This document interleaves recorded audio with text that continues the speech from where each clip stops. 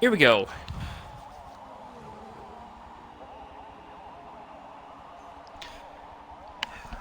Right, test, test, test. One, two, three. And I'm not gonna make the usual joke I sometimes do. Anyway.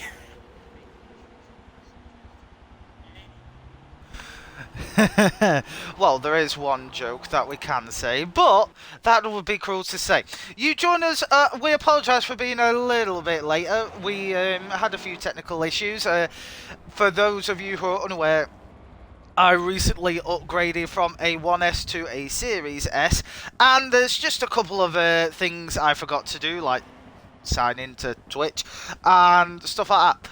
But with that being said, qualifying has only just started, so don't worry, you haven't missed anything. People are on their one of two laps. There's 3 laps total. There's 1 out lap and 2 flying laps. And yeah, we are getting ready to go with round 6, the final of JTC300. I apologise, I've got a really sore throat today. Taking over the talking just a little bit is my trusty standing co-host, who's becoming a very fast regular. He's a wonderful friend of mine. He is a wonderful human being overall. So everyone, show some much deserved love for Mr. Efficiens. Efficiens, tell them what we can expect today at Suzuka and how the qualifying is going to play out while I take some cough medicine. Right, so Suzuka, of course, this is home soil for these kind of cars. Super GT, JTC, I don't care how you call it. These cars are home, finally. Of course, we all know Suzuka from, like, Formula 1, of course, the famous Japanese Grand Prix, which unfortunately didn't go through this year. And now to qualifying, our cars are about to finish their out lap, and we're going to go for the first of 2 hot laps. I expect Sean to be the one to set the pace, followed by Spectre and Stingray. Of course, these 3 are pretty much the case of Hamilton, Bottas, and Verstappen in 2020, with always these 3 seeming to be putting themselves as the benchmark for qualifying and to a certain extent the race as well. That is one of the best things you've ever said. Mind you, though, one thing I would like to stress in the position. This not only determines the winner, but it also determines who gets that lovely cashola prize. That's true, there is money on the line in this race, and it's still wide open in the championship table. Sean is still leading, with, I believe, it's Spectre in second, and then Stingray in third, but fourth still has a reasonable chance of securing that final money-paying position. Of course, we have 2 races to find out how everything will be decided. And everything can happen in those 2 races. We got 2 races of 14 laps each. There is 1 mandatory pit stop, and, well, you can take that not on the first lap, not on the last lap. Whenever you take it, though, is up to you. And that is going to be held twice. The first one decided by qualifying, and the second one decided by where you finished in race 1. I'm going to be absent for a minute. I need to go and get the cough medicine, otherwise I'm going to be coughing more than a COVID patient. So Yeah. I will be back in 2.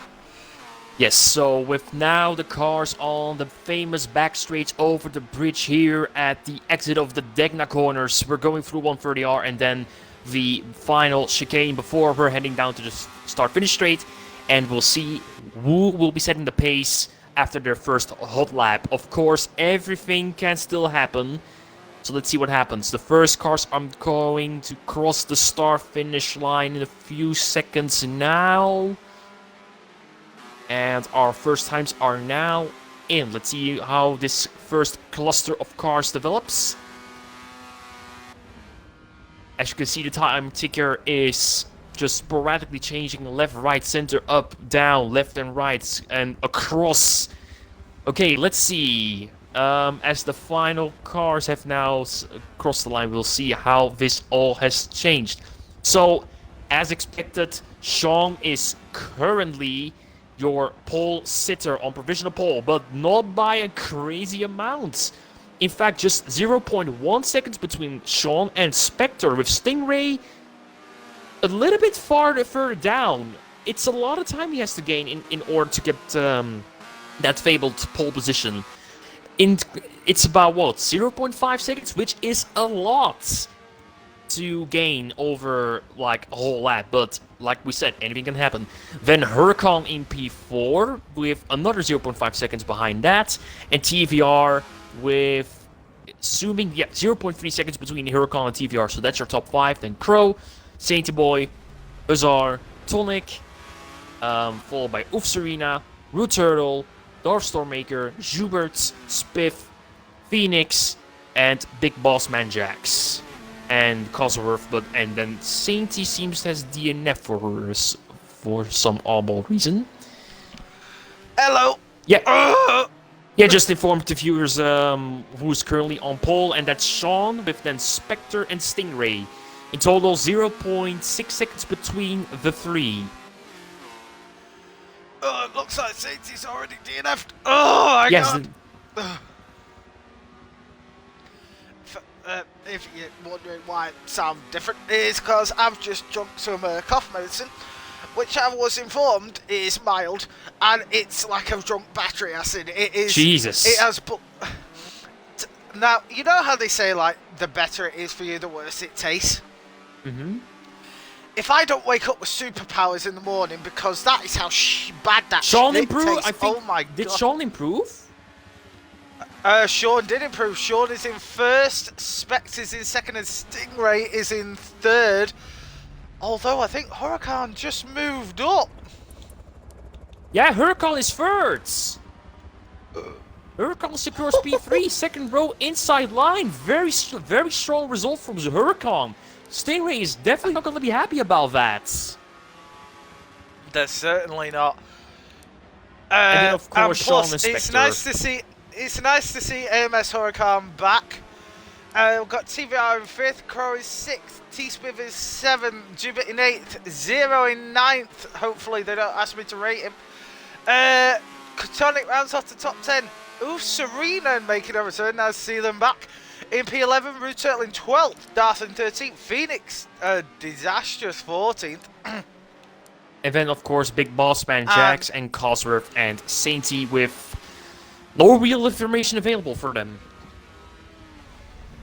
So, we have got FCB Grizzly in chat saying someone said there was cake. Haseo said he would bring cake, but he's currently stuck in a work meeting, Grizzly. I apologise. All I can offer is love and friendship.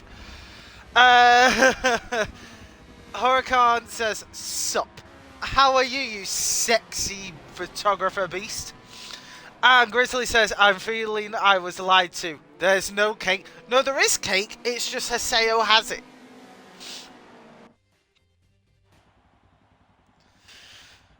T-Swiss says, I was too damn nervous.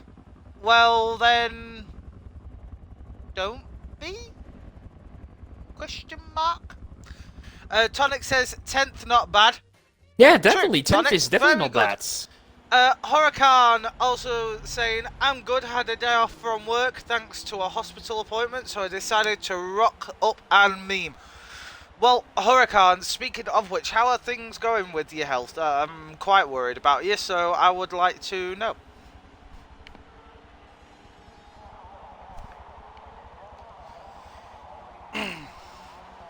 So yeah, that's qualifying pretty much, and now we're just looking forward to the first of 2 races around this iconic and legendary Japanese circuit, which has hosted a lot of drama in the past, of course, with everything related to Formula 1 or your typical crash in your regional Japanese motorsports division. Yeah.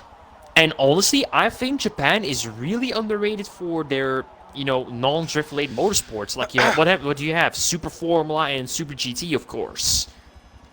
Yeah, well, there's always one thing that people think of Japan, and that's stupid JDM going sideways. That's true, but I really want to encourage people to watch the actual Super GT and Super Formula if you can find it, because usually these races were broadcasted on YouTube for on the YouTube channel The Race. Yeah. Unfortunately, they don't do that anymore, which is very I infuriating. wonder why. Yeah, of course, okay, sure, can be blamed to time zones, but still, Japan. If you watch these races, like you can see that Japan really has a lot of national racing talent, which unfortunately can't seem to find a way into the European markets. You know why, don't you? Because actually, no, they might be just as good, but it's just hard to break into that markets. Well, yeah, you know why? Money? No. Xenophobia. Wait, what exactly is that? Xenophobia is where you are discriminatory against a person of their origin country. Ah, okay. Oh, okay, I get So it. it's like, you know, all the events of last year, and now China isn't seen so fondly, should I say? Yeah, I sort of get what you mean. Yeah, that's xenophobia. Yeah, It's okay, no. where a person is disliked because of their country, not because of their character. Hmm. So that is personally like a sum of it, because, well, it's the money behind it. It's old money. It's not new money. Yeah. But on to a slightly funnier topic. Ephes, you know how I've upgraded systems? Yes, you upgraded from Right. Xbox One to Series S. I had a bit of a shock loading this up. You know why? Why that? You know when you have the splash screen with like the Motorsport 7, then it says like turn 10, then you start hearing the rain, and then it loads in, yeah? Yeah. I started hearing the rain after pressing the button, and it was on the splash screen. Okay, that's actually a very fast loading time, but of course, it's a new gen console. FM7 is already, still it's a brand new game still. Actually, no, Yeah. it's still old tech. Tell you something, I will say this: if you're mostly digital and you're okay with like going to the digital life, like, don't get me wrong, there are a few games I can't play now at the moment because I will still get a Series X, but you know, when a Series S is sent to you for free, you're not Yeah, gonna no, complain. absolutely.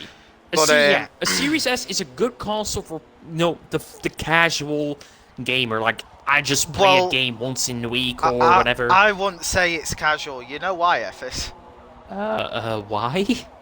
I went on a Cold War Okay. and Warzone, you know, just in my free time. Mm-hmm.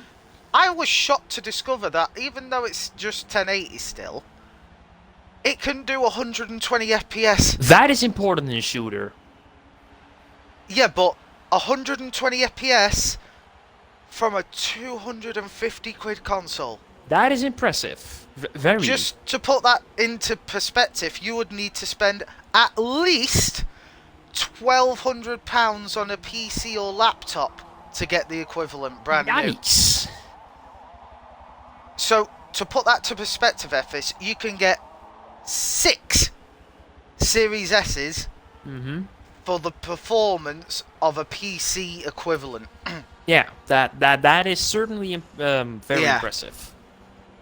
It's shocking to say the least, and I will say it's nice to actually play Cyberpunk at a usable frame rate. However, a bit of a downside is, although I mean, wait, can you already get external hard drives for like the Series console? Because Series S Yes. is limited, I believe, to 300 gigabytes.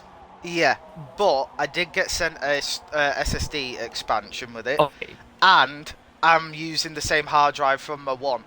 And here's a nice little thing: if it's an Xbox One game, you can play it straight from the hard drive. You don't need to move it to the SSD. That is very beneficial. So it's only if it's had like a Series X or S patch that you have to move it to the SSD. Yeah. But with that being said, you can still store Series X games on a hard drive. You just have to move it across, like when you want to use it. And I'm telling you now, Warzone is about 120 gigs, yeah? Yeah. That moved across in 3 minutes. That is indeed fast. It's shockingly fast, to say the least.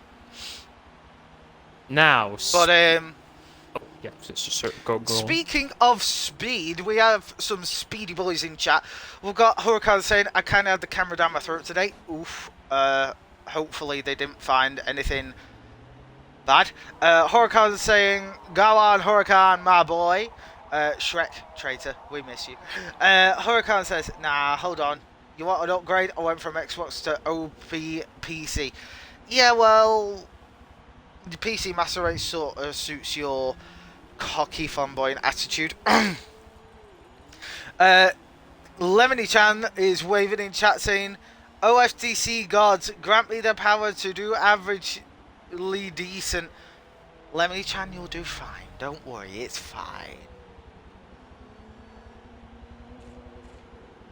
Now, we were talking quickly about games. I don't think I will have the opportunity to talk about it now, but this Sunday, or rather past Sunday actually, a new game appeared on Game Pass that I did not expect to see come over to Xbox after... Hold on. Is it the, Yeah, I made a tweet about it, you the know. Is it the fighter play? I can't remember. Project the name. Wingman. Is it? Project Wingman, there we go. I was more shocked at another thing. Okay. I played Ace Combat, as you may well know. And I've played Project Wingman. Because it's on Game Pass. Right. Now, have you seen the file size of Project Only Wingman? 5 gigabytes. It looks better than Ace Combat. And remember, Metal, that game, wanna guess how many people that made? Go on. 2. In their free time. 2 people made that game. In their free time. Well, mind you, it's only like Among Us that was made by 3 people. Yep. And fun fact, you know the game you still refuse to play, but even you said it looks half decent? The Furry Royale. Oh, okay, I'll be honest. Am I against Furry? Absolutely not. Like, it's fun. It looks fun, but yeah. I'm not, one of the Battle Royale kind of people. I perfectly understand that. But, do you know how many people made that, Ephes? 1? Yeah. That was a guess, by the way. One guy made it while working in the DMV. Wait, what is a DMV? It's the Department of Motor Vehicles in the States, so like insurance, tax, and stuff like that. Okay. He was making a game because he was so bored that is he made impressive. It and then sold it to Pixile. Ooh, that reminds me, Metal. Oh fuck! I'm not even gonna have. Oh come on! Why can't I do? Tell me quickly. Blocked. Tell me There's quickly. a Harrier in Project Wingman.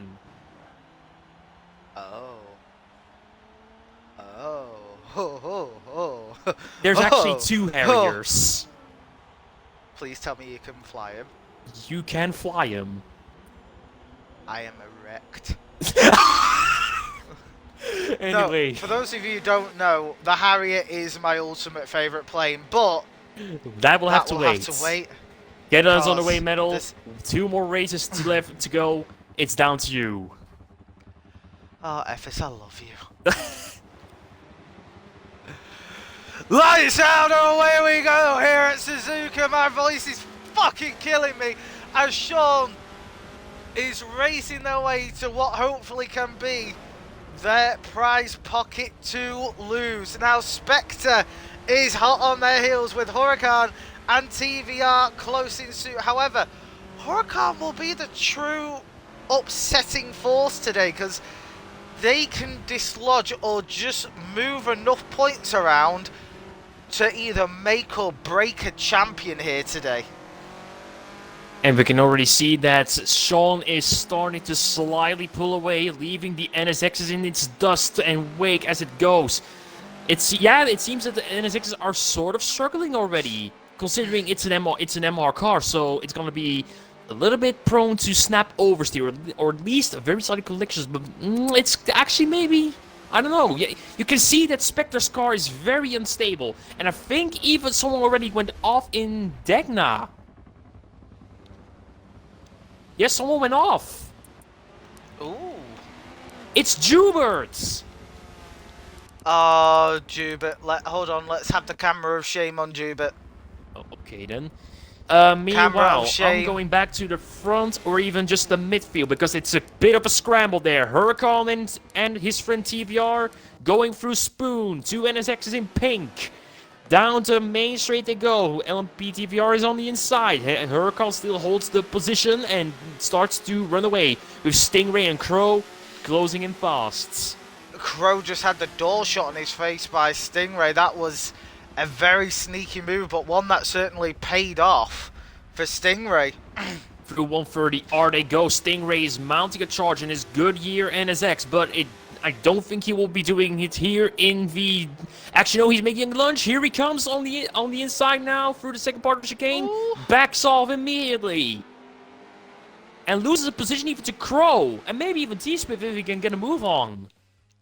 But now TVR is starting to hold up some of the people as Crow, Stingray and T-Spiv are all piling up behind him. Just a quick look down the pack where it's still a bit of a scramble. Oh, a bit of a bad line for Serena, and Zero Huzanar is dying on inside with contact between them. Root Turtle spins Huzanar round. Oh, that's not good. Most definitely. I don't know. Oh, Serena. I just noticed her livery. I like it. Bit of a tribute. Let's have a look. Yeah, bit of a tribute here because, as we all know, during the Turkish Grand Prix, Red Bull had a very special livery made to celebrate their collaboration with Honda for the engine project. But Honda will pull out of Formula 1 again after this season as an engine supplier, with Red Bull taking over their internal projects for further development, as we can also see Sainty Boy overtaking Cosworth right there. All I can say to that is thank fuck, because Honda, since they made a return, big lunch, and even contact to DR Cosworth. Yeah. Serena is also a bit hungry. Serena nudged the rear of Cosworth, causing a massive slide between the two. But now Serena is being swarmed by Tonic. And yeah, that is certainly not a good thing. Good special livery curve. Oh, big slide here from Serena. That's gonna maybe allow Tonic an opportunity here on the main straight towards 130R. In the slipstream, she tucks behind. One of the few RX-7s in the field. Can they mount a charge against the NSXs? Here she comes. She's looking for an opportunity here, but backs off. That Mazda does not have the top end to even fight with the Honda. That is... Oh, that's unfortunate. And it's a bit of a scramble in front of Serena. Look at Saint and Cosworth going on here.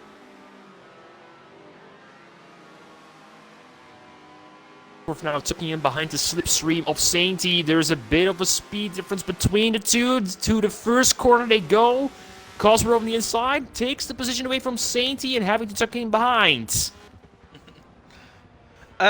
We have just had a wonderful subscriber, you might know him, called Haseo Storm for 11 months. Hello buddy, how are you doing? He says, so how are we doing today, gentlemen? Bloody work meeting finally done. Well, Haseo, you currently join me as my throat is dying of a cold. My good buddy Effis is covering it up really nice, which I can't thank him enough for. And in fairness, is requesting me to say, cast Haste rocks. Oh, and as I say that, Serena loses the rear of the NSX. Massive contact with Zero And they are forced to relegate several positions. Oh, and look here with Jubert Jubert and Tonic scrapping it out here. A few battles between them now. Here we go. Tonic is leading, but Jubert is clearly faster and motivated after that opening lap spin out. Tonic going wide, and Jubert will take that position on the plate. Oh no, he won't. No, Tonic says no, because that Mazda has good acceleration up to around 80 miles an hour, then it starts dying off a bit.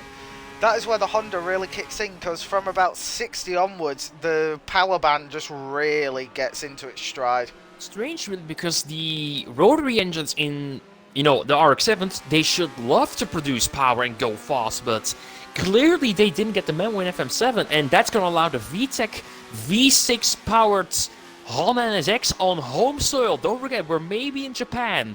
These cars may be on home soil, but Honda is the boss here at Suzuka. So NSXs galore here on home soil. And here comes Sonic on the GURP, losing traction stability. Jubert takes it away on the platter. That he may, however, Tonic isn't going to go down without a fight in a sunken little shoe of a Mazda, as Zero is now lining up for a possible double shot. With Infernus screaming in the chat, "Go Tonic!" But you mentioned before motivation. Yes. Do you want to know what gets me motivated more than racing? Bury the light blasting in full strength in the background? Close second. Close second. But no, that is a product that is done to a very high standard. And one thing that instantly springs to mind is our wonderful sponsor for this series, Haste. Haste does amazing work getting your business off the ground and maintaining a professional and friendly work atmosphere for all your business website working needs. They work round the clock to give you what you want, how you want it, and to increase business traffic and business sales for all your small business needs.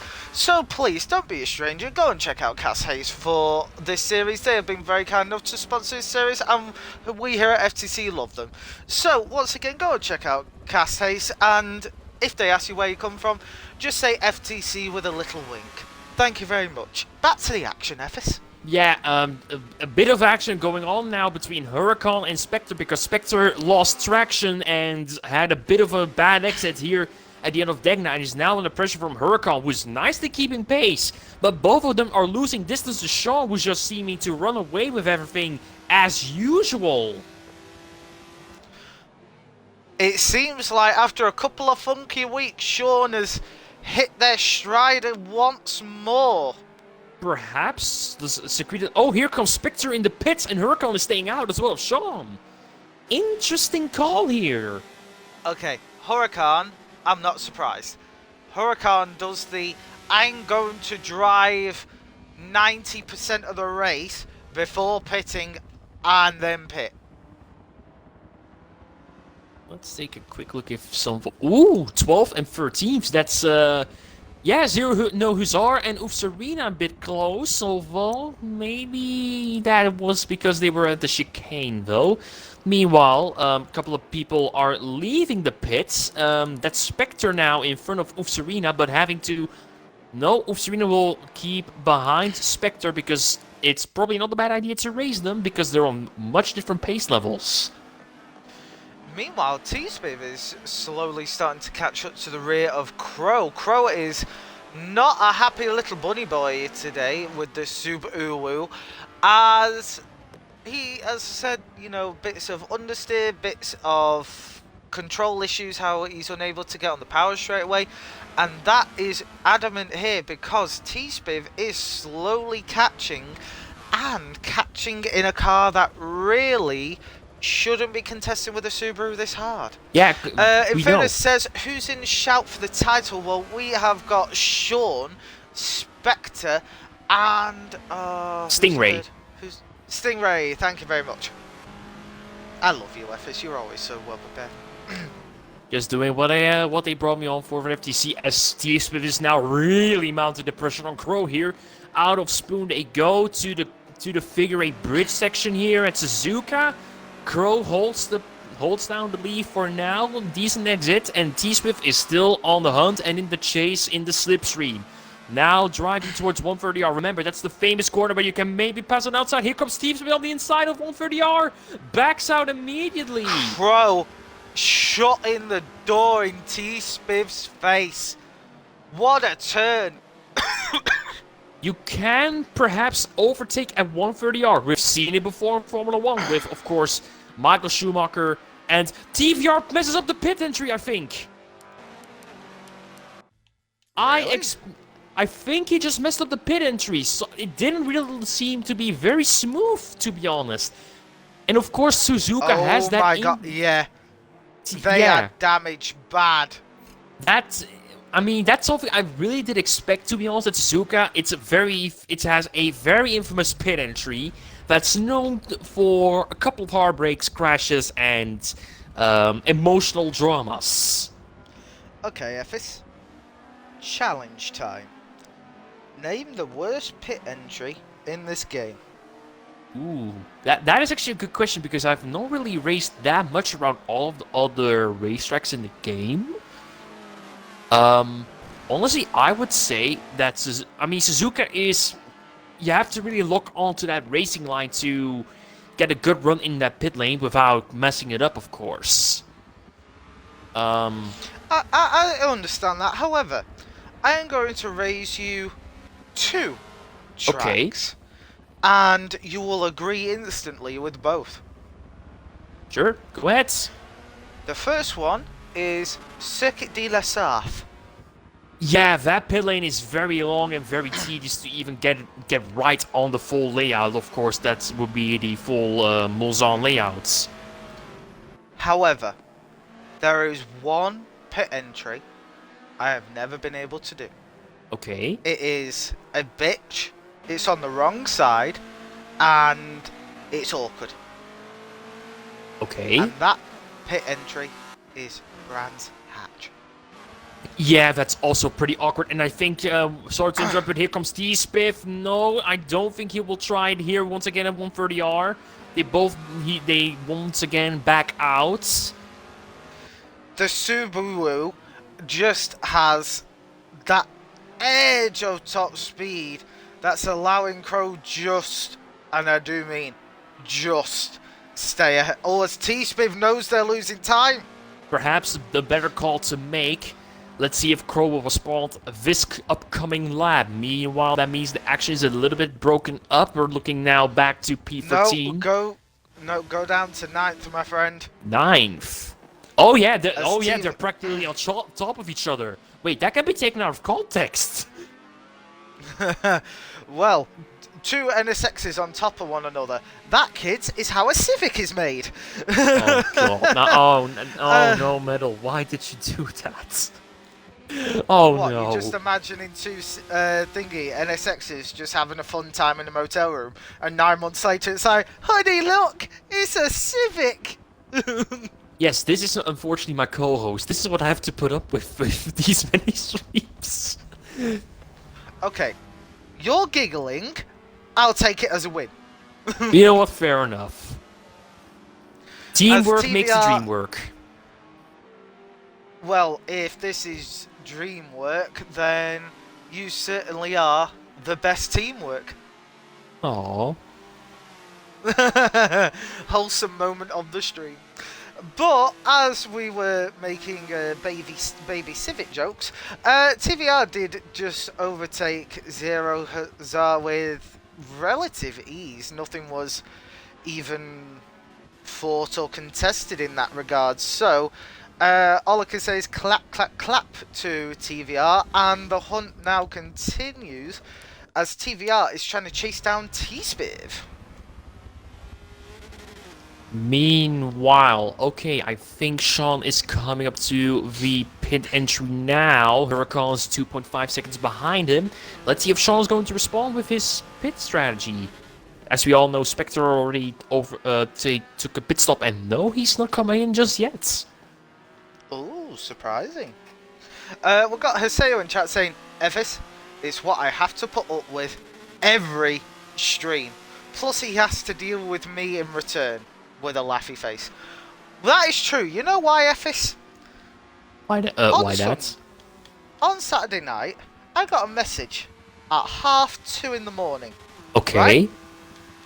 That's 3:30 Haseo's time in the morning. Mm-hmm. He sent me a picture of himself, blind drunk, with a jacket he stole from a cosplay, and some glasses he stole from the 1920s. Completely bladdered out of his head. He doesn't remember sending it to me, and yeah, it was interesting to say the least. Why does this sound like something Kimi Räikkönen would do? I don't know. Haseo and Kimi Räikkönen. As much as I love Haseo, he hasn't got the I need to transport my nuts in a wheelbarrow because they're so full with confidence vibe. I suppose so. And Haseo's screaming at me in chat saying, I do remember sending it! No, but also me quickly mentioning Kimi. I'm gonna be sad when he retires at the end of the season. I'm really gonna be sad. I will miss Kimi for one main reason. Because of his, because he's just a big meme and a legend at the same time. Meme, yes. Legend, of course. But no, I will miss him most for the one-word answer replies of interviews. Oh yeah, but that Kimi is, you can't not watch Formula 1 and not like Kimi. You can't. I love watching him in interviews. Like, how did the car feel? Good. I spun. Do you think you did good today? Yeah. And remember, that's think, remember, Kimi is still the last champion Ferrari ever produced, and that was all the way back in 2007. I'm sorry, Ferrari haven't had a champion since Raikkonen. Yes, we keep saying every year that it will be our season. I don't know where we find the motivation. Now, I can tell you who I'm rooting for next year. Max? Or No. Russell? No. Lando? Yep. If McLaren gets their regulations right, we could be seeing a three-way fight between Red Bull, Mercedes, and of course, I was actually thinking if McLaren capitalizes it, they are going to be at the front. Do you know what I genuinely hope it will be? By all means. I genuinely hope Hamilton loses his nerve and slows down massively. Mm-hmm. And what is created is a three-way fight between Russell, Verstappen, and Norris. The hope battle of the future. I like it. I really do. 3 people, no titles, ultimate hunger. Oh, I wouldn't be so sure about that yet, because with Max, the next 3 weeks are going to decide if the title fight goes either to Saudi Arabia or Abu Dhabi. That's going to be decided over the next 3 weeks and 4 races. Well, no guesses for who I'm rooting for. You and me both, but I'm still very cautious and level-headed that something will go wrong. I don't know what it is, but something feels off. Nah, Effis, you gotta look on the bright side.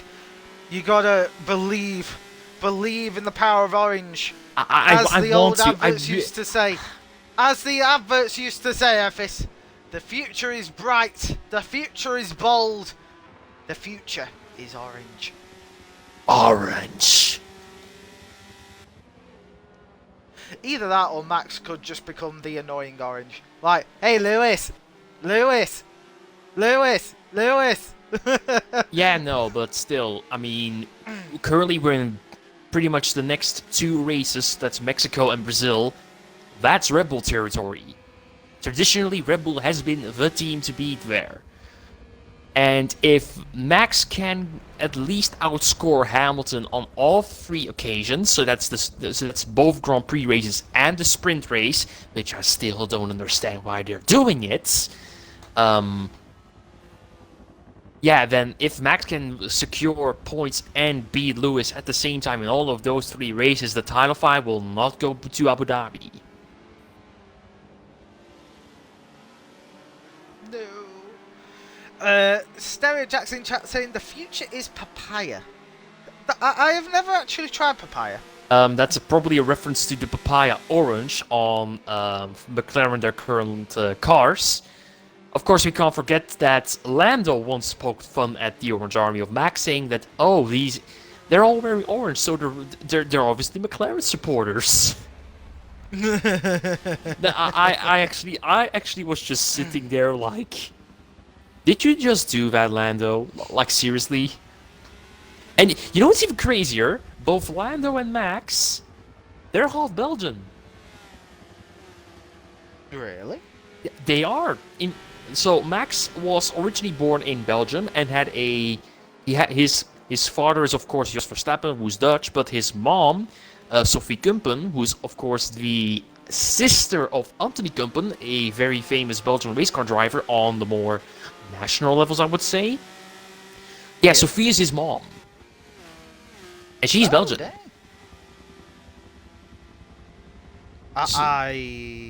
I really wouldn't have guessed, if I'm honest. I suppose so, but if Belgium never had a professional champion on 4 wheels, never. Our best hope was, of course, Thierry Neuville in WRC, but his time is past. He always plays second fiddle. How bad has his time passed, though? Too many times. I mean, he's still, like capable on the World Rally Championship stage, but I just don't see him anymore as a world champion material, which is really unfortunate because he's come close a number of times. But I mean, I shouldn't really say that we don't have champions on 4 wheels because Belgium has, of course, got its own racing team, WRT, now making their slow preparation of going into the WEC hypercar class with an LMDH platform from Audi, considering the team has a big history with racing Audis and Volkswagens in your typical GT championships.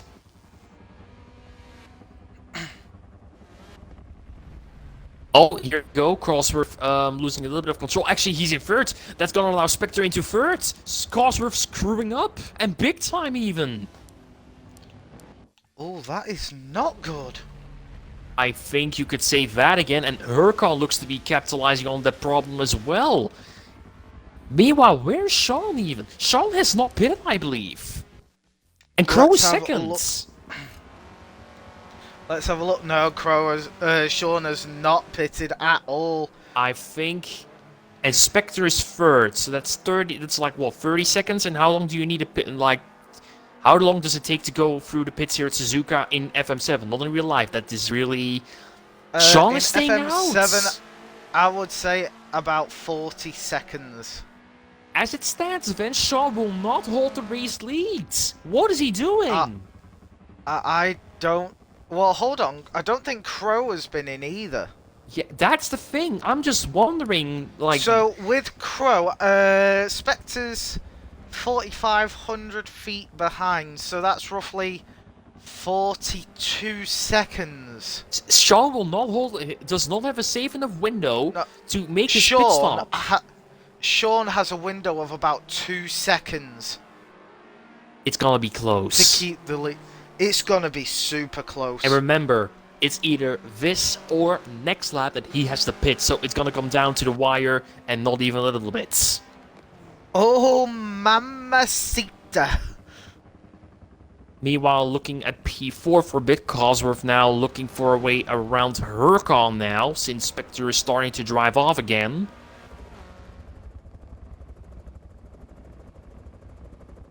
Oh, I think someone just stopped in Degna. Degna 2, which is that Zero No Hazard? Yeah, it's Zero No Hazard, and yeah, a bit of a dangerous position here. If they go wide, that's gonna be contacts.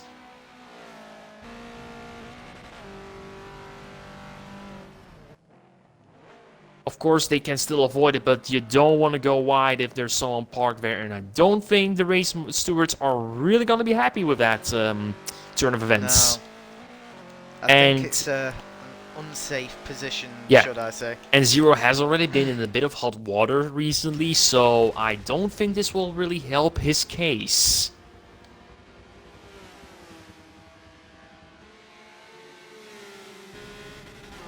Meanwhile, MPTVR and T-Spiff are a bit scrapping it out here as well, so we got 2 scraps to choose from, depending on how it will event. But that will have to wait. I currently want to see what Sean is doing. He's finally pitting. He is in the pits. Okay, where's Spectre? So, okay, Spectre is currently on the main straight, approaching 130R at this moment. And rather clear of P2 or P3. We're still waiting also on Crow to pit, but I don't think he will definitely not keep his position. And I think he will even... Sean is moving again. Yep, Spectre now leaving the chicane here, going now through the final turn.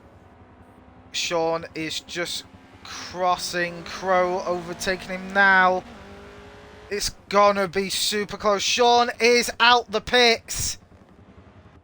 Miraculously, so Sean holds it. Spectre pitting.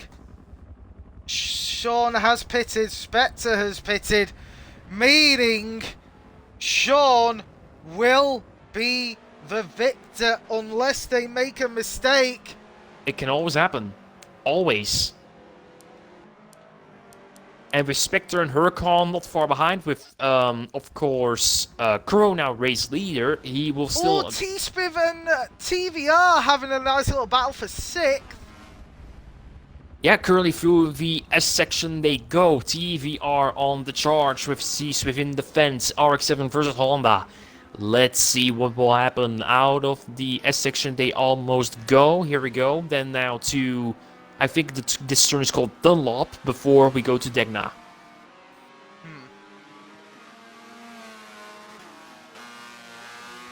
LPTVR not really capitalizing on the strength of the NSXs just yet, but here we go through Degna 1 now, Degna 2, then underneath the bridge. Zero Nuzar has now parked his car in a much safer position, but I think he had to drive backwards on the track for that.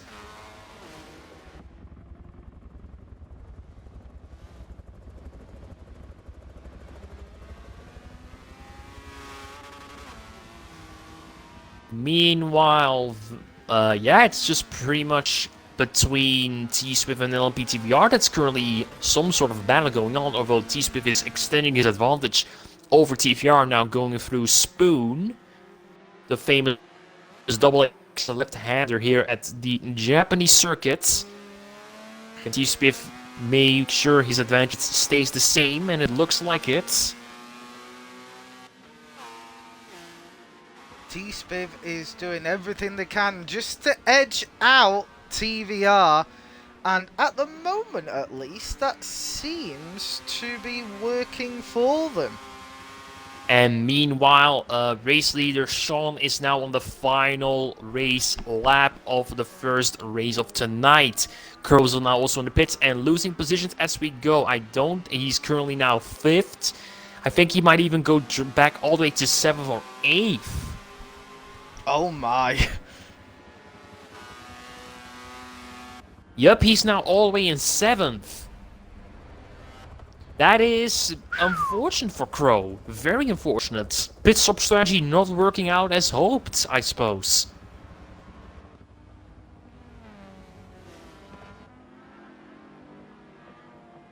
Ooh, Sainty screwing a little bit out of the chicane, and that's gonna allow Jubert for a decent run here on the inside on the main start-finish straight here to Zuka. He's getting squeezed. Sainty squeezing Jubert, and not even a little bit. That is a sentence I never want to hear again. Yes, that can be taken out of context. And what is this for scrapping between Jubert and Sainty again? Through turn 1 we go. Sainty now sort of rubbing his way through Jubert's P10 now.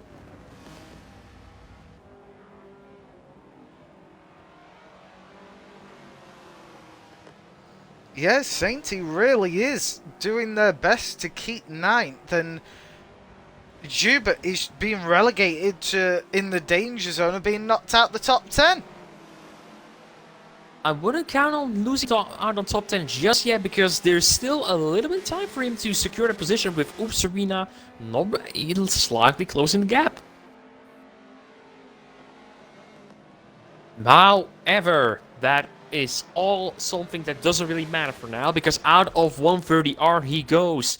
And to the bus stop chicane or chicane, whatever it's called. Here comes your race leader, Sean, now approaching the final turn. Domination and pit strategy all the way with superior pace. Here comes the Subaru securing race 1 for the championship. And this could decide everything now. Here he goes. Well done. RZM Sean finishes in P1. In second, we've got SVR Spectre. Third, AMS Huracan, only just rounding off the top 3. TMS Stingray finishes up in fourth.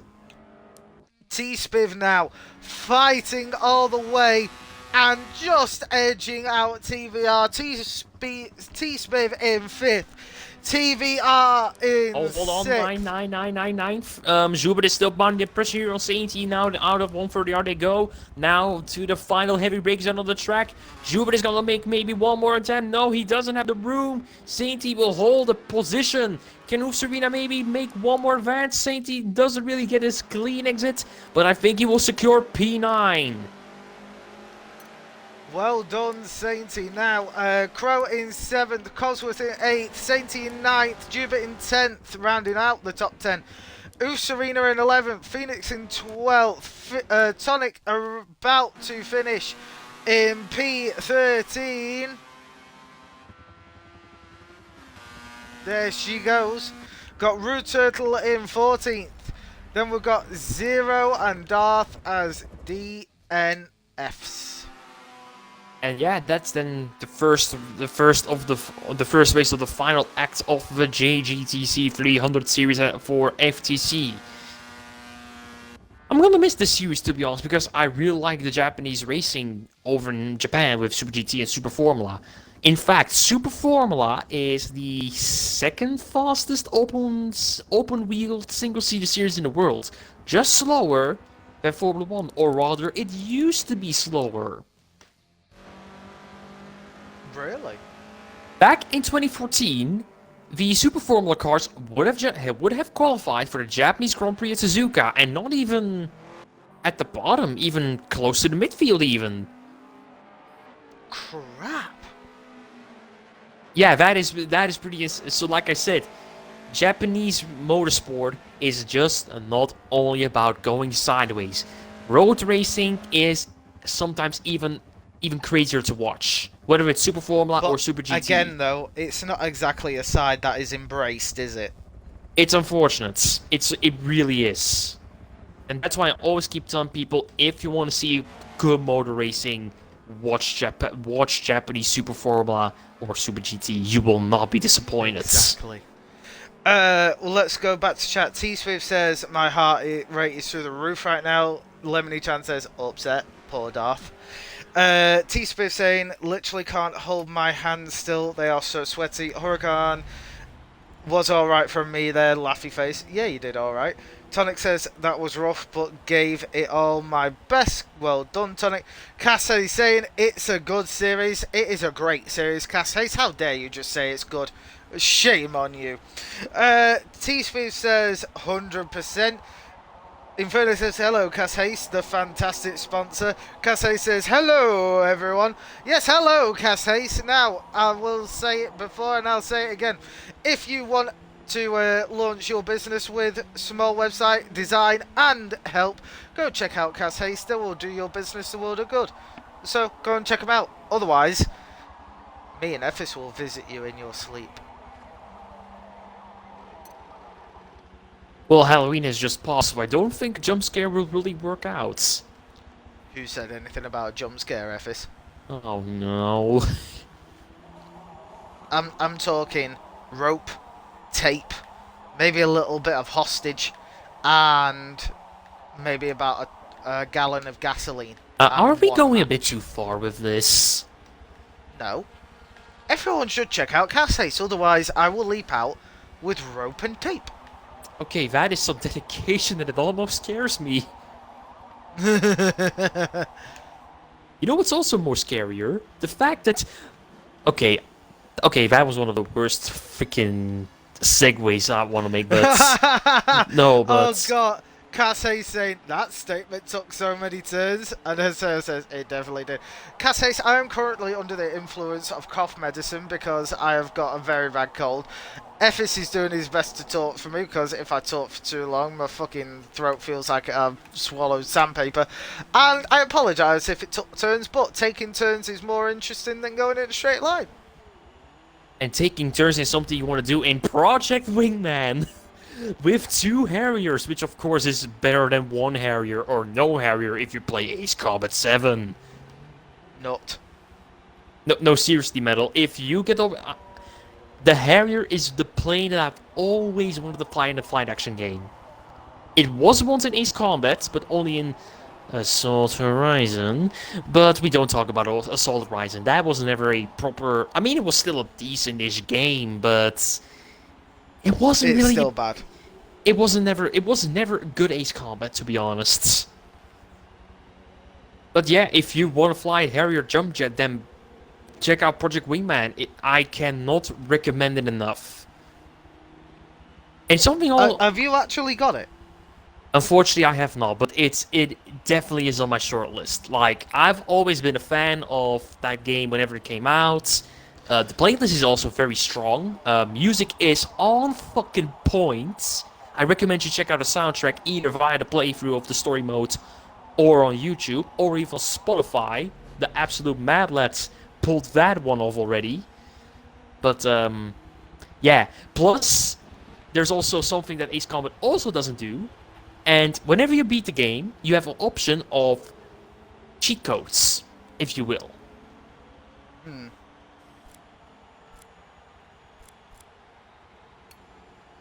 But yeah, like I said, Harrier, still the one plane I want to fly. If you don't know what a Harrier jump jet is, ladies and gentlemen, bit of plane tech geeking going on right now. It's a plane that can turn into a helicopter. It's what's called a VTOL, vertical takeoff or landing. It's of course, it was at the time the only, actually no, it was one of 2. Yes, it is on Game Pass, in fairness. It is on Game Pass. It is, and I cannot recommend it enough. Of course, you can fly a lot of fictional, well, technically I shouldn't say fictional, because all of the planes in that game, in fact, like 90% of all the planes in that game are real, but they are an unlicensed version, so to say, because it's only 2 people that made it, couldn't secure funding for like the official thing.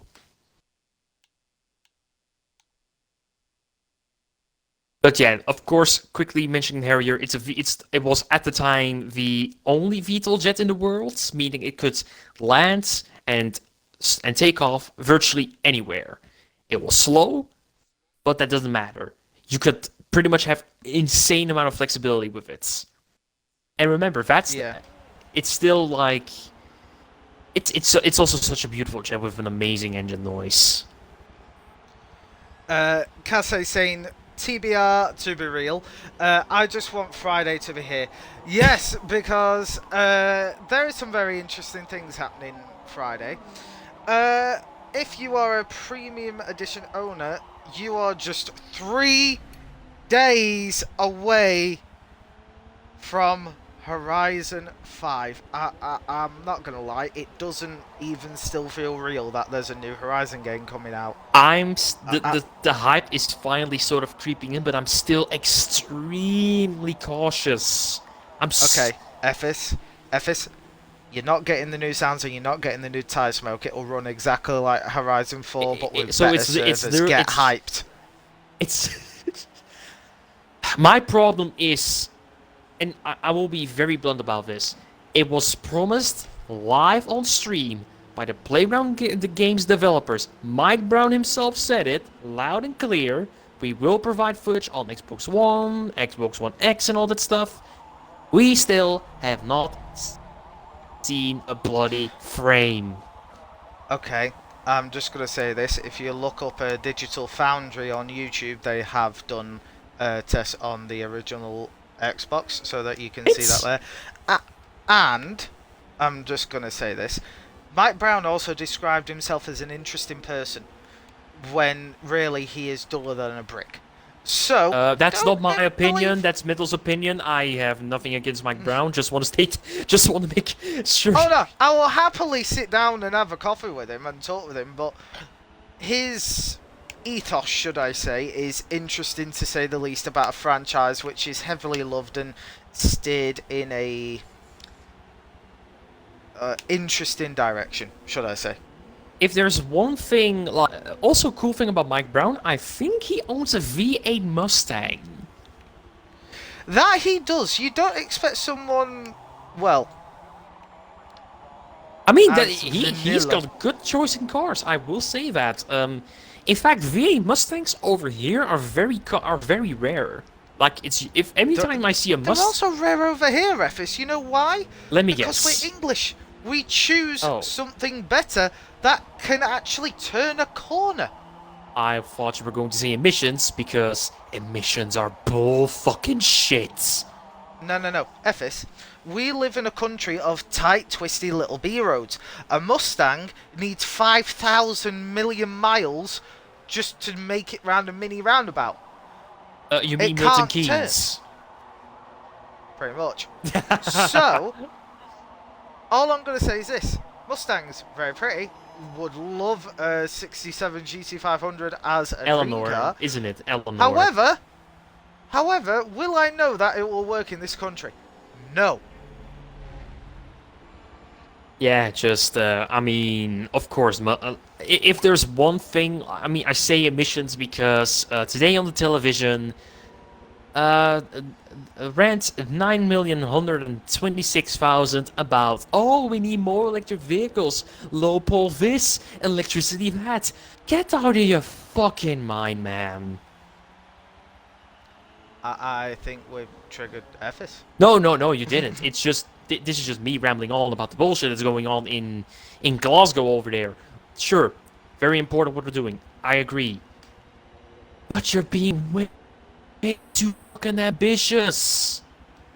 I've always said, if you want to run something, you need people with effective backgrounds in those orders. Right now, there isn't. The thing with electric vehicles with me, I'm going a little bit on a rant here, but the thing with electric vehicles, they're cool, but only from a technological standpoint.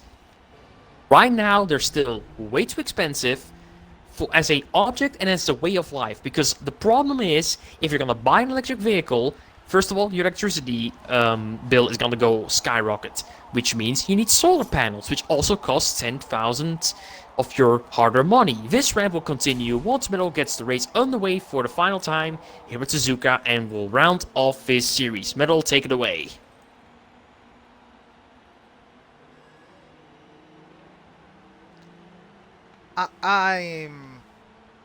I'm stunned at that rant. Oh, I'm not done. But I'm giving you the stage to get this final race here underway. Okay, for once I'm speechless.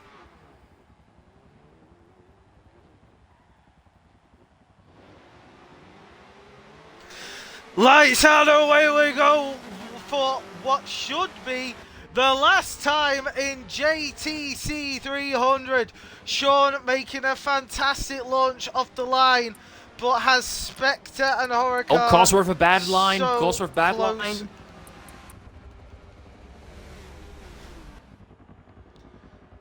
Mind you, Cosworth actually overtaking Crow there.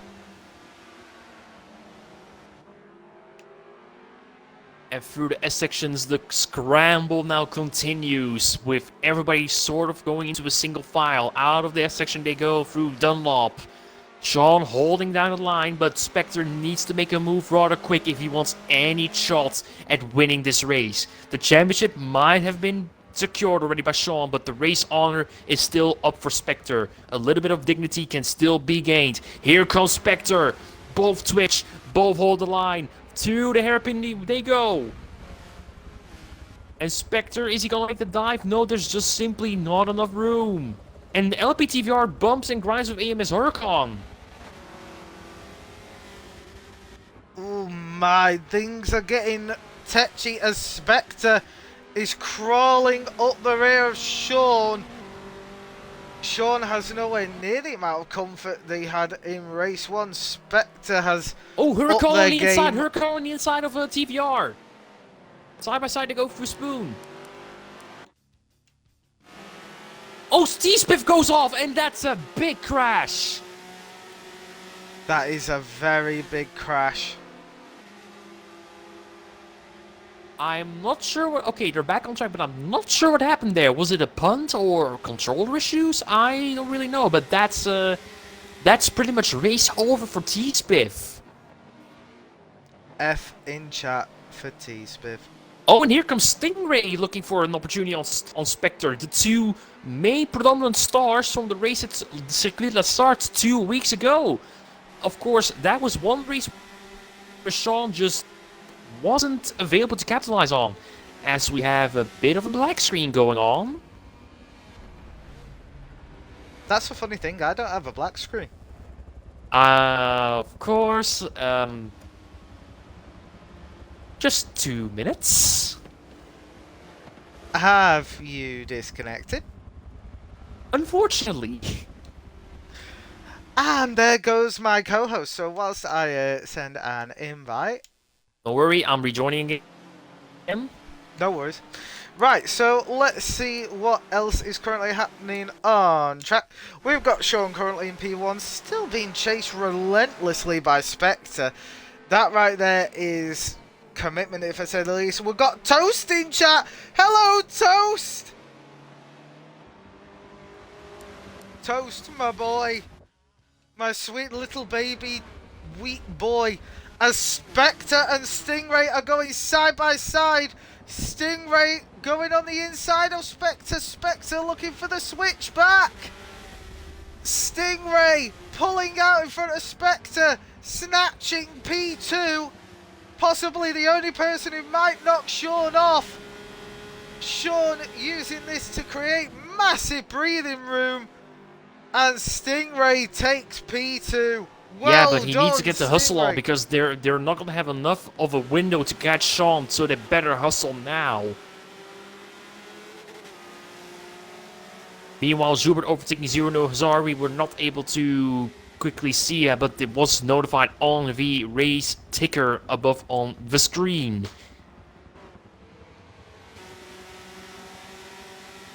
Dropping further back in the field, a bit of a scramble going on for P10 here. It's Zero. Here comes Zero looking. No, not enough room for an overtake in 130R. And Tolic looking even for a bit of an opportunity to overtake here. She's gaining. Oh my.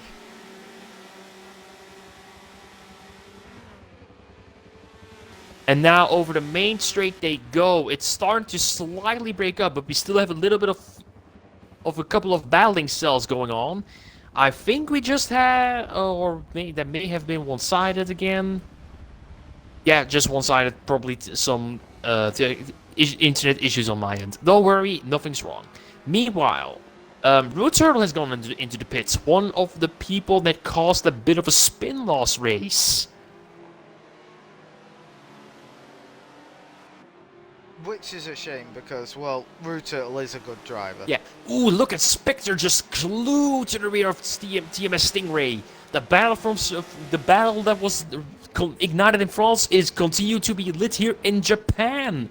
Spectre looking for a way past Mr. Stingray here, but it's gonna be really hard to pass in this current section. Bit of a bump now, looking for a similar line, going now to the uphill left-hand chicane. Oh, here comes Spectre on the inside. Yeah. Side by side they go now. Spectre and Stingray going at it. Stingray not giving up that position. And as they approach Spoon, it looks like Stingray has still got that advantage. But if Spectre can... Oh, never mind. Here comes Spectre on the inside. What an overtake maneuver. But Stingray just cuts back. Stingray dives in like a man Oh, on this a is mission, not good gets a for little bit Stingray. Bad wobbly. exits. And now under threat from Huracan. I think you could say more than a threat for Huracan because he is currently much faster than Stingray in, yep, and not making for a move in 130R. Perhaps a better wide Spectre going wide through 130R. That's not really good. Can't be used right now as Stingray will use that opportunity to close up the gap once more.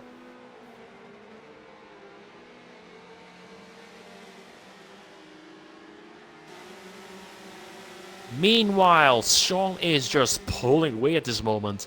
All the time they spend, Sean will be rubbing his hands and just taking everything on a silver platter. What can be done once can be done twice, and Sean will most likely do that once more. I think we have someone stopped on track again, as someone seems to have DC'd.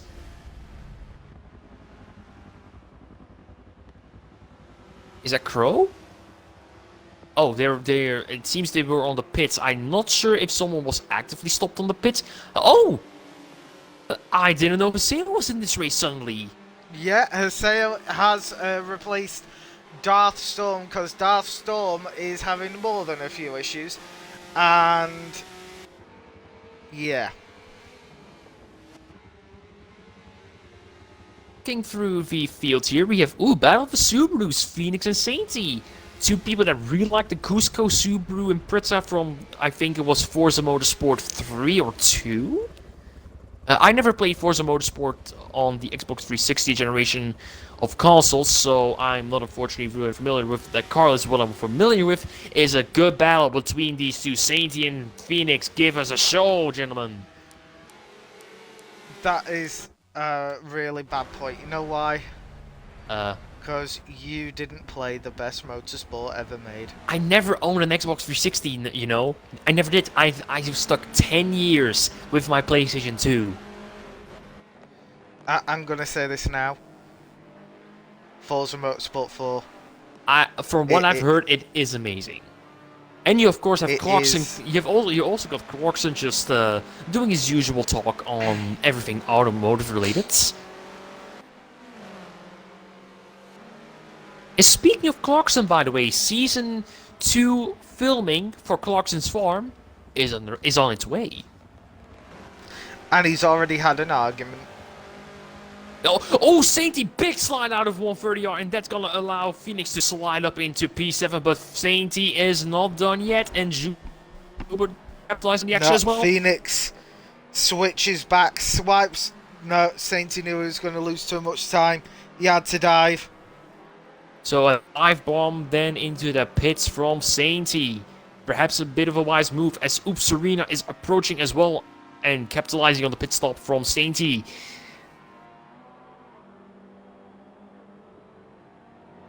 Meanwhile, let's take a quick look back at P2. It's still neck and neck slightly between Huracans, who has seemed to have joined the fray between the three musketeers of NSX's, and then still there is Stingray and Spectre.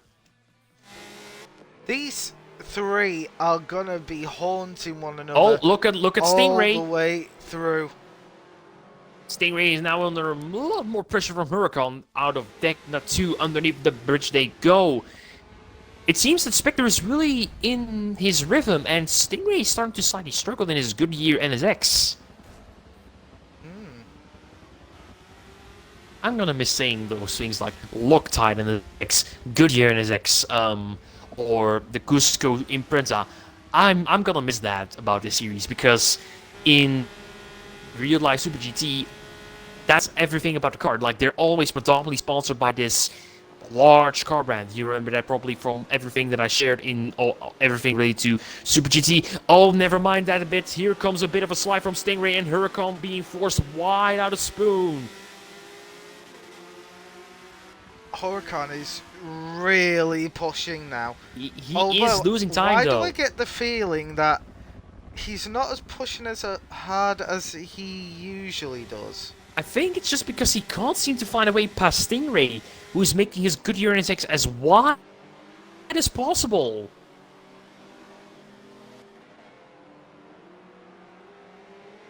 And yep, that's Spectre going in the pit and keeping it nice and tidy. So Spectre's having none of it and going for the undercut.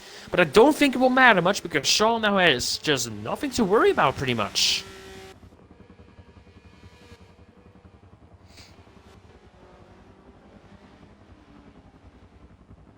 So that means at the front for now, Stingray and Huracan trying to find a way past each other and settling the second and third place on the podium.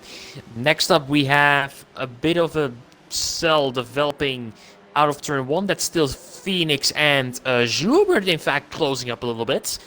Meaning Sainty has now, I think, left the pit stop because he went for a dive into the pits. Phoenix not really seeming very fast through the S section. No. So Schubert, oh yeah, indeed, he's not going fast. Here comes Schubert around the outside, perhaps. No door being shoved in his way, so Schubert can maybe now start to mount a bit of a charge here for the two Degna corners.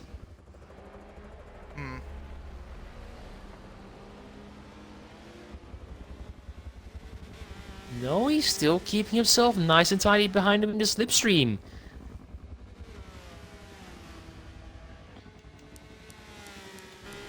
And, 6 to 7, Phoenix. that's still between those two. Oh, Phoenix gets a big slide Yeah, out. big slide from him, but Schubert not really capitalizing on that, strangely. I think there's just not enough go-go juice in that VTEC engine's Honda NSX. I'm sorry, you saying go-go juice is the cutest thing ever. Aww. And Tonic now currently under pressure from Spectre, who just pitted. Never mind, Tonic just gets left to stand on the wide section of the track, and Spectre just saying, bye, have a great time. F in chat for Tonic. Meanwhile, let's take a quick look again at Sean, who is just driving away without any competition pretty much. And then behind them are Spectre and Huracan still. Huracan still try. Is it strange that Huracan... I mean, we know Huracan as the storm that is approaching when Shrek is involved. And yet he's sort of out of element here. That he is. I mean, we've seen I think it's more casual racing rather than true competitiveness. Yeah, as we all know, Huracan and Shrek have a big competitive history. Twice actually at Spa, believe it or not. If you remember or recall the events from the Motorsport Heritage Festival, Stingray going a bit wide there, allowing Huracan to just take that position on the silver platter. Pretty much, yeah. And that's pretty much that battle cooled down for now. And yeah, nothing going on there. So, Huracan? Zero has DNF'd. And there goes, yes, Stingray making a bit of a spin there out of the hairpin. I think.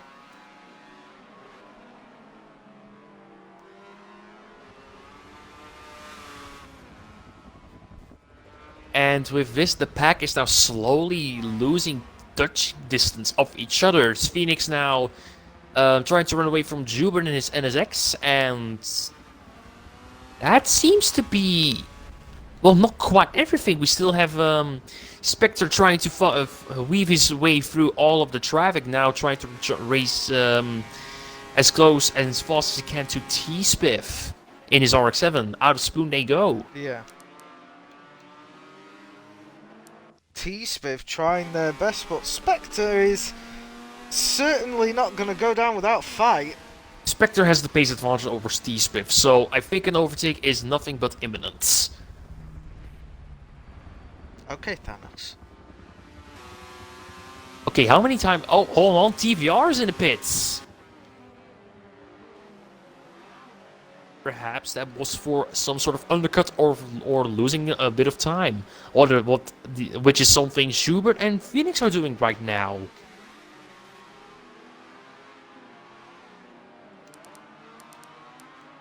And with the pit stop actions going on, that allows Phoenix to go into P4 for now. Yeah, but only just as Juve is applying more and more pressure. Also, Tonic now entering her pit stall and T-Spiff passing her. With Serena, in fact, also passing her pit stall, so Tonic is not really capitalizing on race pace here. She's currently in 13th.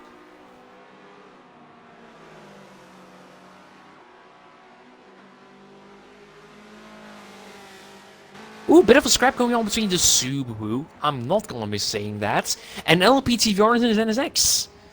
But Crow not seeming to really be able to mount a charge on the NSX of LPTVR. No, TVR is actually keeping quite a equal little distance. Currently, yeah, I know, we're over halfway through the final race of the series.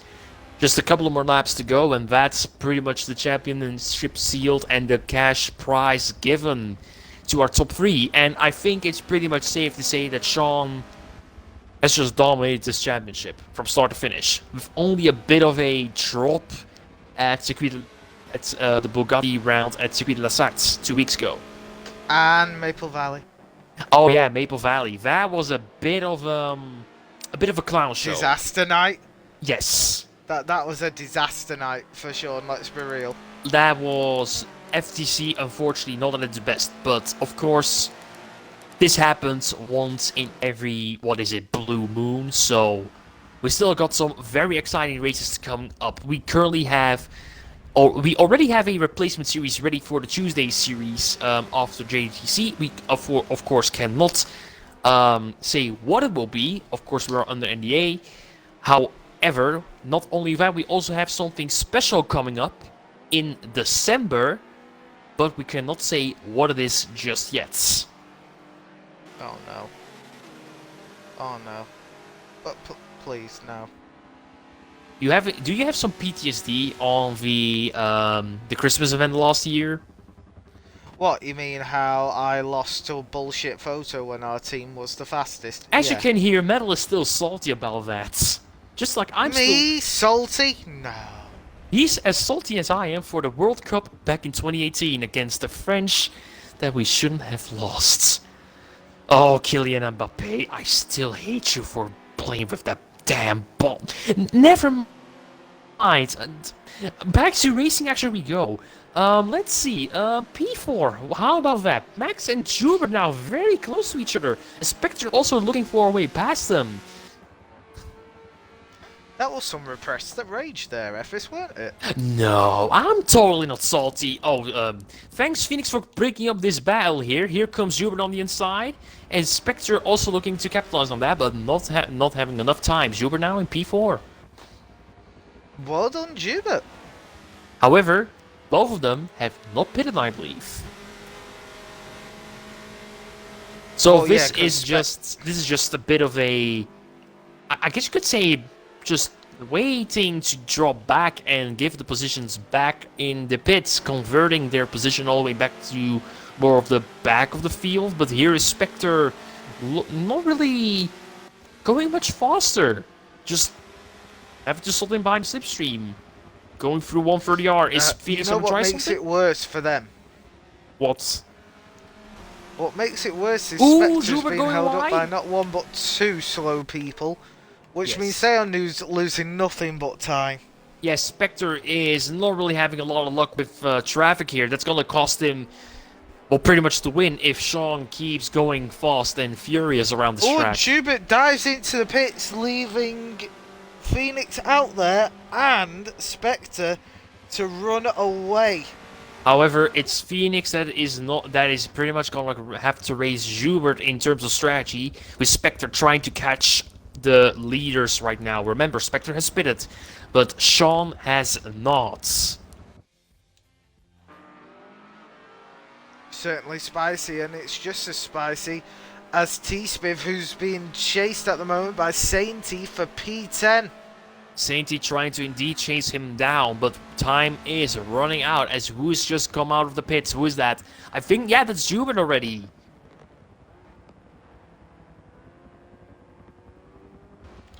Jubert's got a lot of work to do.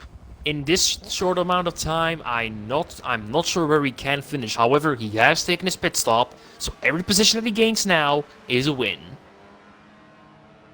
True, actually, very true. Now, speaking of Suzuka, this is a bit of a track that I have a love-hate relationship with. I mean, it's of Why do course, you have a love-hate? it's a beautiful racetrack. It's iconic, it's legendary, and of course has F1 pedigree. However, I hate it on F1 2021. I hate it. For some oddball reason, the car just doesn't want to stick on that stupid track. It just glides up like it doesn't have any kind of aero or like downforce. That's just F1 2021. It's a stupid broken game. I still enjoy it. Actually, speaking of F1 2021, the single most Illuminati kind of thing happened on that game when I finished Season 2. Picture this. Picture this. Currently, there's only one more seat up in the air for the next year, right? That's at Alfa Romeo. Wu will be partnering Valtteri Bottas as T. Swift is overtaking Schubert. But no, so we know Valtteri Bottas is currently going to Alfa Romeo next year. He's finally getting out of that relationship that really has not been good for him, so to say. The best. Yes. Right now, Alfa Romeo is awaiting what's happening with Formula 2. There's currently 4 more races to go, or rather 6 more races to go in Formula 2. And it looks to be that rookie sensation Oscar Piastri is going to take the title without too much challenge. And remember, Oscar Piastri has won the F3 title in his rookie year as well. That doesn't happen really a lot. Wouldn't you agree? It doesn't. Like currently, we only have Charles Leclerc and George Russell with that honor on the grids. So in my opinion, Oscar Piastri is already Formula 1 material, just in that respect. However... That I agree with, but... However, there is this Chinese bloke on the grid called Guan Yu Zhou, who seems to be able to provide another $30-odd million to buy his way into that final remaining seat at Alfa Romeo if he gets the super license points, which he needs to finish like what, 5th in the final standings at the end of the season? Yeah. Which is just a formality because he pretty much has enough points over the last 3-4 years to get a super license. So, with that all being said, guess who made the switch from being a reserve driver in Formula 1 2021 to that Alfa Romeo seat? Fucking hell. Yes, Guan Yu Zhou has, in my F1 2021 save file, transferred to Alfa Romeo. And what's even worse is that he transferred it as a replacement for Giovinazzi. Oh my god, how broken is that game? It's not broken. This is as Illuminati as it can get. I'm not even kidding. I even had to sit with realization like, has my game just foreshadowed something here? But there's also another stupid... But speaking of stupid transfer in my game, with me buying Pierre Gasly for Season 3, guess who AlphaTauri drafted in to replace him? Vettel. No, he actually retired at the end of Season 2 on my team. No, Kimi Raikkonen. Oh. Yes, that's the most out-of-place transfer I could have thought about, and not gonna lie, it's actually pretty funny. I want to see Raikkonen as some sort of motivator like Niki Lauda was for Mercedes. I mean, yeah, I would have loved to see him, in a advisor role like currently Alain Prost is doing for Renault. Lauda has done a couple of times for Mercedes, or in the past for Jaguar even in Formula 1. Don't forget, Jaguar had a racing team in Formula 1 up until 2005, when in 2005 it was bought over by Red Bull nonetheless. I didn't know that. And we haven't been slightly neglecting the race action, so let's go back to some of that. as Stingray is currently on the inside of Spoon, with TVR going round the outside even. Not quite. They're still side by side in Spoon, and out of the corner they go. All to the main the straight on way the through bridge. the corner. Oh my god. And TVR coming out of the victor of that battle. However, oh wait, Sean is in the pits. And he's rolling. Where is Spectre? Spectre will not do it.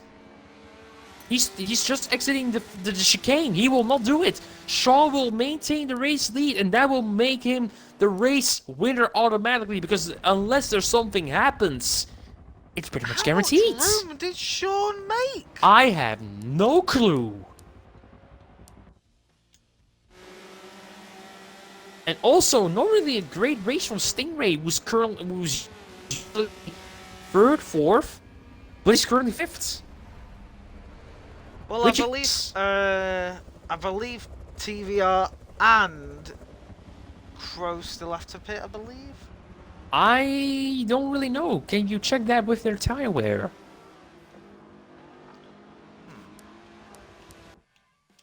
Let's have a look at Crow. Oh, here, it's a three-way fight here for P9. Here, Jubert, Sainty, and Phoenix driving out for the final two, or rather the gatekeeper position, that is 10th. It's only 2 more laps to go here at Suzuka before the series is over. Time is running out for these 3 gentlemen. And Jubert is holding up 2 very fast gentlemen. Not in the Subaru, and both in the Subarus, no less. We know how fast the Subaru is in Sean's hands. So it's like, move out of the way, you little VTEC piece of shite. But even though I agree, the NSX is magnificent. It's of course still, it's a beautiful car. At least the ones that are produced at the end of 2000 and like the 2000s era of NSX. And here's a fun fact. Oh, here goes Schubert wide as Sainty goes wide, and Phoenix just capitalizing on that. Thank you very much. He will say it to them. But no, do you want to know how many NSXs I've ever seen in my life? Go on. 1. A single NSX. Do you want to cater a guess at how many I've seen? How many have you seen? None. That's so that just it shows how incredible to this day the Honda NSX is, and of course we can't forget that it's also a Formula 1 drive car with Ayrton Senna co-developing it. That is true, actually. That's very true. Also, here's an interesting fun fact. The last time Honda won a constructors won a constructors championship as an engine supplier was with Senna. Oh. So can you imagine the euphoria it would be for Honda to go out as a constructors champion if they can pull off in the next 3 weeks, and they sort of like pass the torch to Max, because of course Max has been often compared with Senna for his way of driving and his mastery in the wets. Remember 2016 Brazil, with that hallucinating spin that Max managed to save. And remember, Max was only 17 years old at the time. That is true. Max was, well, is still an amazing driver. The once in a generation talent from the Benelux, and like I said before in the stream, if he wins the title next year, I'm gonna be so happy, because Belgium will finally, well, he's a half Belgian, but I mean, I'm just gonna be happy. We finally will have someone on 4 wheels getting a world championship. Woohoo! Oh. And let's go back to racing here, because with Sainty and Jubert entertaining us for a little bit on the final lap here, it's pretty much done and dusted this series. Here comes Sean out of the chicane. He's been pretty much dominant all this bloody series, and he will seal the deal here at Suzuka. Coming over the line now, Sean in the Subaru, wins the final race of the series at Suzuka and might as well also have wrapped up the championship as a whole. All I can say to that is holy crap. And Spectre will round off P2 with Huracan in P3, not far behind. Yeah, so Spectre P2, Huracan P3, TVR about to finish P4, Stingray P5, Crow P6. Then we've got Cosworth a little bit further back, about to finish in P7. Oh yeah, how's Sainty and Jupiter doing? Because that's still going side by side, I believe. Nope, that will stay like it is. Phoenix in 9th, then Sainty in 10th, and Jupiter in 11th.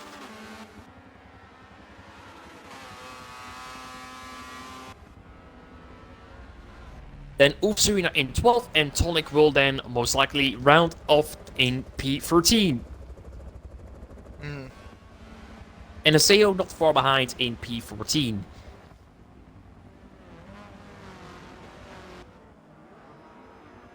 And that's the series. That's the Super GT series. That is the Super GT. God, that feels weird to say, doesn't it? Yeah, but I really enjoyed it. Both from a viewer standpoint and as a commentator standpoint. From the action that was going on between, the domination of Sean to the sheer battles going on between Stingray and Spectre. And, of course, the calamity at Maple Valley. I really enjoyed it. I really did too. However, one final formality remains in this series. And it's driver of the day. Exactly. Tough choosing today, to be honest. Like, no real standout performances apart from Sean wrapping up the championship. That is true. I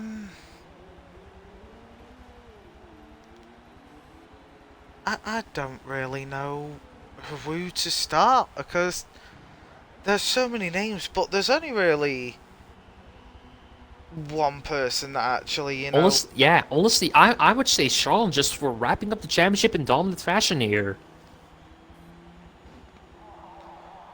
I would have to say Sean as driver of the day. So then it's decided then. Unanimously, Sean will be your final driver of the day in this JGTC series. Okay then. There you have it.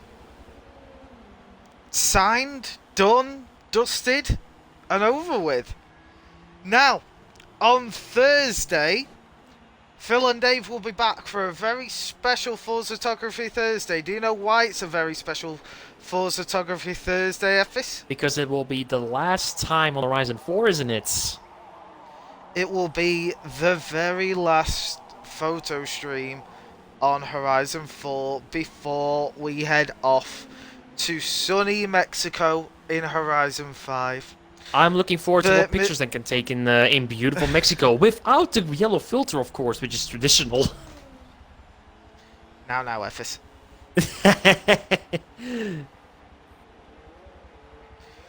But all that can be said is thank you very much for watching this incredible series. Ephes, thank you for being a superstar and just being your wonderful self. It is always a pleasure, Metal, anytime, and looking forward to for the next time I can step in the booth. It's been a pleasure to do in this series. Of course, I was very much highly excited for this series when it was announced, and it's pretty much delivered. On to the next one. With that being said, I've been your host, Mr. Gage. You know, I've had my wonderful co-host, Mr. Ephes Jens. Thank you again, buddy. It's been a pleasure as usual, Metal. And we'll see you all next time. Peace!